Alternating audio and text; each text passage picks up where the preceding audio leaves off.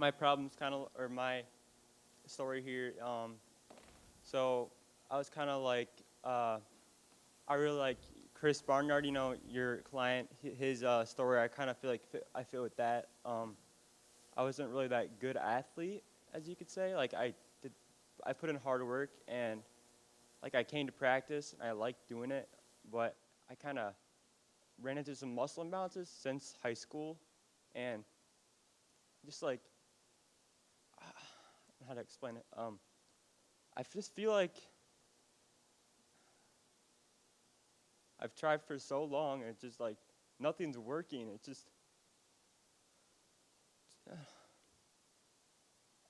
I'm just like so tense, and my whole body's armored with scar tissue, and just sorry, I'm getting emotional, but my whole body, I feel like I just armored myself in just this casing, and whenever I try to do a task, it just like just can't get out of my head, and like I'll talk to people, and I'll try to make good conversation with them, and like want to resonate, and then they'll say something, and it goes totally over my head, and I don't know why. I'm not understanding it, and I can't like, hard for me to like sing song lyrics and sing them and like remember them, and it's like like being able to sing a song without like, I know it takes practice, but just like just remembering the words and like reading a book and remembering the content from the book. Like I have Paul Chek's book and stuff, but like I can't give you like one quote from it that I remember. Like even though I did read it, it's just like I'm in this huge hurry to like get there, make a mark, and I know I have it. I'm capable of it. I know I am like I have this type of vibe or like fire in me. The fire's in me. It's just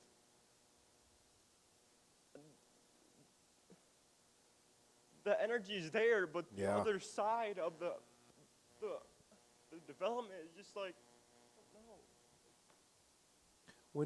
When did you begin to recognize this? How old are you? 21. And when did you recognize that? When you were very young?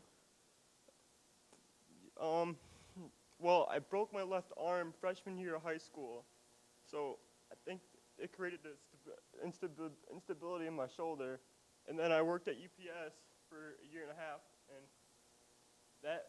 that didn't help my movement patterns either. And then what about the memory or the cognition? I just felt like whenever I talk to my friends, even a good friend, I feel like I'm just not fully there. It's just like it's just like When did you start to recognize that?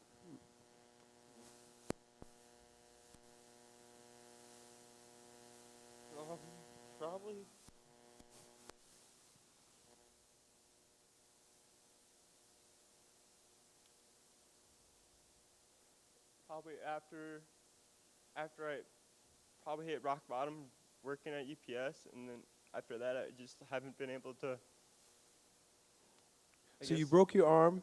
I broke my arm freshman year of basketball playing, and then I've always had like tightness in my upper back and neck, like. When you say always, you mean even as a kid? Yeah, like I ran cross country, and it was brutal as hell running with constant pain, and I used icy hot all the time, and no one ever told me about any of these biomechanics stuff, so I feel like I was just drilling my back and drilling my spine every practice. I would go in there and put so much more effort and so much work, and then like it's just like I don't know what I'm working for anymore. It's just like not there. I don't know what it like. It's just, and I've always tried taking care of my health and everything, and just I just feel like he said all his work was just like, why am I doing this? Like, why am I eating now? So like, do you have both of your parents? Yeah. Both of your parents raised you, and you have, how many siblings do you have? 2 brothers and 2 sisters. And where are your parents from? Cascade, where I live, a small town. Mm-hmm. And where is Iowa? Yeah. Mm-hmm. And so what kind of environment is that? Like, what do your parents do? What's like the industry? My dad, my parents were both farm people. Were raised on a farm. My dad had temper problems, and we talked about this with our family. He came from a father that was an alcoholic, and he worked his butt off really hard. So he's more hard work, not work harder, not smarter. And then my mom was the same way. She like farm girl, like did a lot of stuff. But And are they still in the farm industry and you're surrounded by a lot of farms? Well, I feel like I don't like. Yeah, we still do farming, but it's custom stuff, so I don't help out as much as I used to, because I feel like just What kind of crops? What are you guys growing there? we're not doing we're just doing like corn and stuff. In the community, um it's corn. yeah, just corn, and right now just corn. You have siblings? I'm sorry. Where are you in the birth order? I know you have siblings. What? Where are you in the birth order? Second youngest. I have a younger sister. So you're in the middle. Yeah. And so, do any of your siblings struggle With in the same way? So you said the tension. I just have chronic pain, and then I try to like stretch it, and I'll like fantasize, or probably this too. I go to bed at night and I try to like I want to be. Do any of your siblings have that though? Do they have that same kind of tension around their spine? No, my dad most likely, but none of my siblings at all. But I've noticed, like, I'm aware of it. Like, I'm definitely aware of it. Like, I can see it in myself, but it's hard for me to, like, I want to help others, but I'm trying to, it's like, how am I supposed to be real if I don't get through myself and try to help someone else with the same issues, you know? It's like, I know you have to start somewhere, but just, yeah. So the reason why I ask about where you're from and the farm, I don't know why. You said Iowa, so it made me think of that. I recently, not recently, but a couple of years ago, I met a young man who was struggling very much in the same way as you, and he grew up in a farm community. And it turned out, I mean, it took our conversation for him to realize it and to do some research, that the chemicals that they were using that he was constantly exposed to within the farming community has caused him to have neurological issues. Like, you know, that's what you're dealing with. It sounds a lot like what you're doing. I definitely have like this wicked awareness that I know, like, I'll react to certain things. I know I'm like capable. Like I'm just like I'm really tuned in, but it's just I don't know what it is. Like and I try to do some corrective stretching and stuff, and I even go through that with like overthinking that stuff, like basic stuff that I shouldn't be overthinking, and I do, like, and it's just. Did you, when you were in elementary school, were you struggling with grades? Were you having similar issues socially? My mom always told me I probably have this thing, slight ADHD or even ADHD, but I told her I wouldn't get tested or get medication for it. Well, you know. And I guess you could say I was like, didn't think of myself as,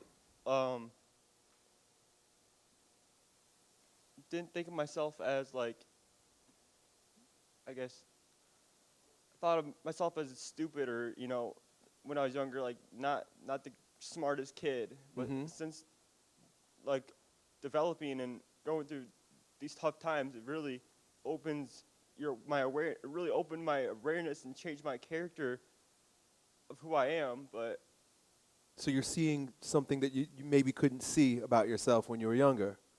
Yeah, I get it. I understand. And the very first thing I'll repeat is that every master is a disaster, right? And we're all struggling. You're becoming very clear about the neurological something that you're dealing with.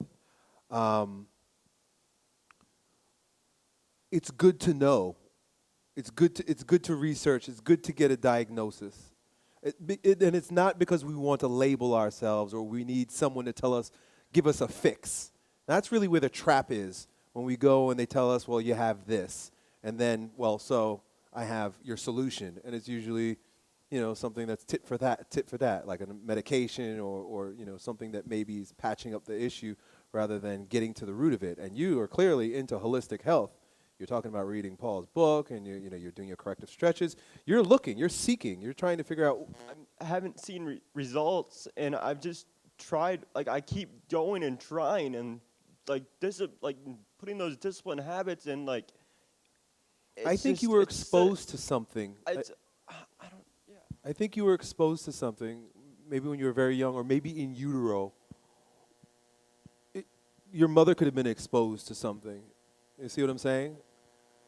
What was going on my mom told me yesterday. She was saying how I was like stretching on my feet, and she's like, "Well, Lee, I got your feet tested when you were younger because you were walking more inward." And she said like flat feet run in the family, but other than that, I don't. What were you gonna say though? Yeah, you're self-exploring. You're realizing this. You're seeing where the difference is between you and your friends, like you're saying, and it's good. The very first thing, or the next thing I would grant you with is, like I've been saying all day, love yourself, bro. Yeah. This is not only is it wonderful. I've been there. Like I've beat myself up so much, probably mostly like you too, but yeah. And we're each one of us are given our burden so that we can grow stronger through it. And I know that's what you're doing. How old are you again? 21. Right. So, what happens to young people who discover or are confronted with a trauma, they overcome it and then they become champions for others, And so you're on this journey of self-discovery, but as you grow stronger, you pave the way for other people to grow stronger. And so not that you're looking for a diagnosis so that you can be pinholed, but so that you can see where maybe some practice that we take for granted that is maybe injuring others when they're very young or in utero doesn't have to be that way any longer. Do you see what I'm saying? And when you said Iowa, and I'm thinking farm country, there's a lot of chemicals. We farm with a lot of heavy industrial toxic chemicals that, of course, when we eat it, it disturbs us, and that's why so many of us have skin issues, brain issues. We always ate a lot of meat too, so my parents aren't really into holistic health like I am, so it's hard for me to when I go home, my mom always makes stuff, so I guess you could say the trap, now that I think about it, the mother's trap, or she'll make things, and it's so hard to not eat the stuff because it's so good. It's just mother making it. And that's okay. Obviously, you're gonna want to eat it. It's and that's never so gonna end. Good, but no, for my diet. One point I right now I don't eat I don't eat dairy or anything or that. And now, have you noticed any difference in your ability to think, your ability to move? Yes, I have. Yeah, I definitely truly have. And in 8th grade, I had really bad farting problems too. So that's probably something with leaky gut. But I just need to do I guess I need to do more research into it. As I was saying, sometimes it just doesn't click for me. It's just I don't know what it is. It's clicking all right. For you to be that aware to know that when you eat certain foods, and they say that the gut is like your second brain also too. So if you're eating things that cause inflammation in your colon, it totally, absolutely affects your emotions and your thought processes. So you're coming along, bro. Yeah, congratulate yourself on that, on being able to uncover a lot of what you're dealing with. And of course, it can be dealt with through changing your diet.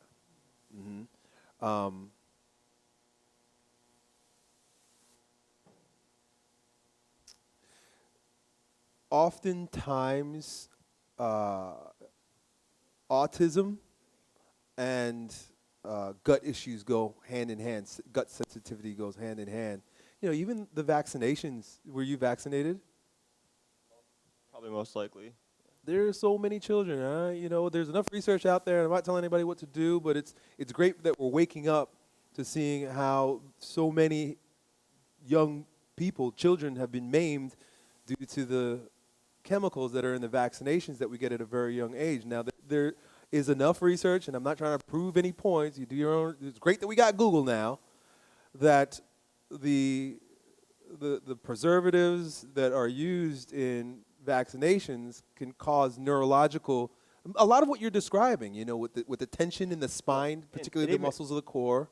It even like bugs me that sometimes like I try to like have a strict diet or a strict plan, and sometimes like it's just like someone else will eat the same food. I know that doesn't matter, but like it's just like why is this? How come I'm feeling this way from this food? Just I guess I need to do more down to earth Well, you're gifted. Analysis, like I just like why am I have to eat this certain type of food like no one else does? It's just like like gifted. Yeah, you're one of the new breed, because my son has got this. We didn't even vaccinate him. Well, I live as naturally as I possibly can, but he can't go. He can have sugar. He starts getting rashes and shit. His face turns red. Can't have dairy. Has all these things, and his nervous system is not like mine. We're exposed to so many environmental toxins now in the food, in the air, in the water, that I offer this to you so that you don't blame yourself and try to force yourself to be something that you're not. First of all, you can't take responsibility for it. We're exposed to so much.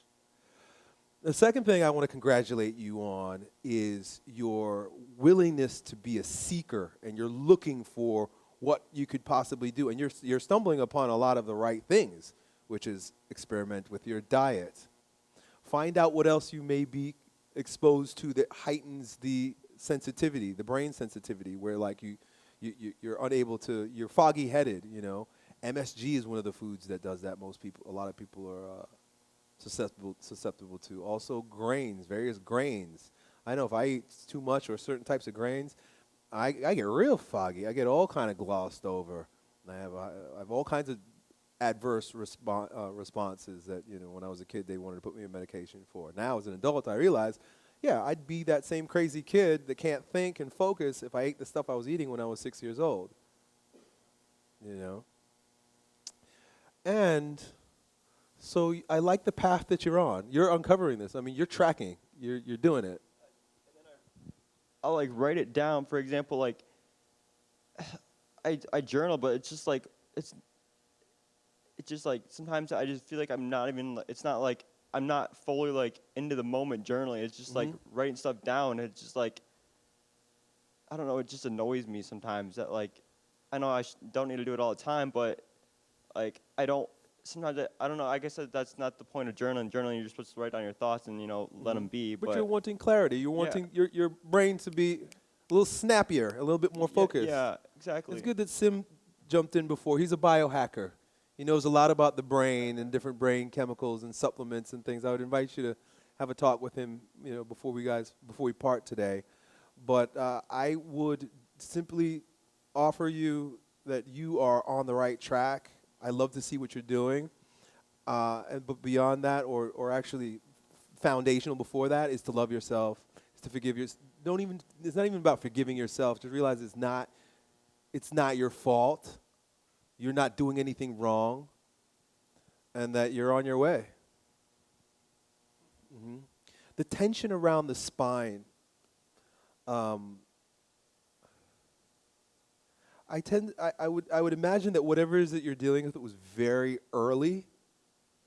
Like right now, I always try looking up videos to like target like serratus and stuff and all that too, because that's a big one. And right now I know how to do it. Now I learned. Well, hang out. I'm going to go one step above that. Okay. Yeah. Because like all we've been talking about, you follow me, 4 layers of strength. So physiological or physical, which you're doing with the muscular stuff. Physiological, which we're talking about, the foods and the chemicals. But then we go one step further, and it's energetic. So my brain is starting to go towards the work of Alexander Lowen and bioenergetics and what I learned through bioenergetic analysis. and the tension around the spine is often concomitant with the schizoid character structure, which is denoted, which arrives by early childhood trauma or in utero trauma. So either your mom was exposed to something, or your mom had an experience, or you did very, very early in your life. You were exposed to something. And what happens when the tension arises around the spine, there's a dissociation, because the natural fluidity in the body, the natural spontaneity in the body is diminished, and you get caught in a disjointed, stuck body. And so the brain, the thoughts, escape. And remember I kept talking about how your antenna, well, you know, the antenna is really not a rigid antenna, it's a fluid antenna, but with that rigidity around your spine, and then with the injuries and the breaks in your structure, the spirit, it sounds strange, but this term dissociation is just become so much more prevalent because people are waking up and realizing that it's almost like your spirit, it doesn't want to be in the body. The soul leaves the body, so it almost feels like I'm a disembodied body. The body is there, but my brain's not with it. Are you following? So I would invite you to do some research into Lowen's work, Bioenergetics, Bioenergetic Analysis, and the book titled not Fear of Life, that one's about being a phallic narcissist. That's what we all are too. Not Depression of the Body. You guys has 13 different books, but there's one specifically, and I'll look it up. I'll look it up on my phone and I'll give it to you before we leave. That's about dealing with the dissociation that is a byproduct of the rigidity around the spine. Is that helpful, bro? Yeah, and I can definitely you know, like you said, the waves you can feel. I can definitely feel that sometimes, and I feel like I was doing really good one time with meditation, and like I was laying on my floor one time, and my whole body started like, it was like scary. It was like really scared, because I feel like I'm not used to that much prana or oxygen into the system at once. So I was like sitting there, and it's just like all of a sudden like my whole body shaking. And I thought it was like bad, and I was like now I've been trying to like, I guess, chase that or get back to that moment. Yeah, you want more of that. I guess the opportunity was there, and I didn't like go fully in. So I mean, it'll come back, but I guess there must have been a reason why it didn't fully go through yet, because there must have been something else I need to realize. Or dude, you are so far ahead. It's just amazing that you even recognize that, or that you know this stuff. It's like scary. Like I did float therapy one time too, and like I was just feeling like I was in there, and my heart was literally like, just, I could feel the whole, like, it was all like trying to like break free or something. And I was just like it's freaking out. Like, 'cause I have to get through that point, but it's just like, I don't know how to, it's hard to explain. It's just do you float still?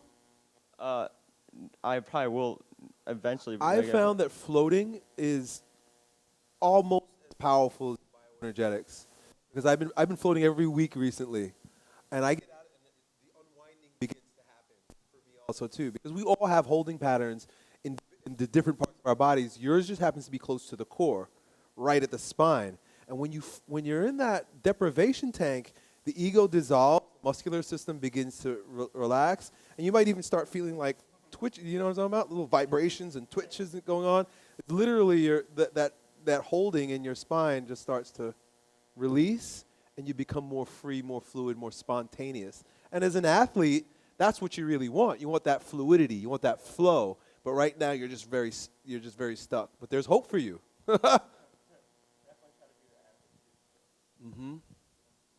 One more that I would offer you, and this is an exercise that you can do.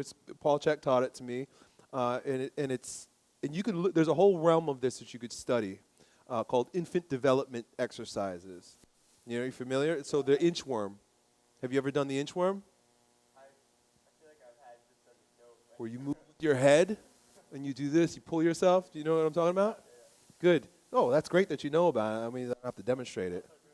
Yeah, start practicing the inchworm, because what that does is it starts to it it creates more movement in your spine, and that's really what you're wanting. Wilhelm Reich called it the orgastic wave, because it looks like we're screwing. That's where orgasm happens. When you have that spontaneous movement during sex, it's because your spine is able to do this waving movement. So the inchworm, where you're pulling with your head, is practicing that, and I think that's going to create some more space for you in your spine, bro.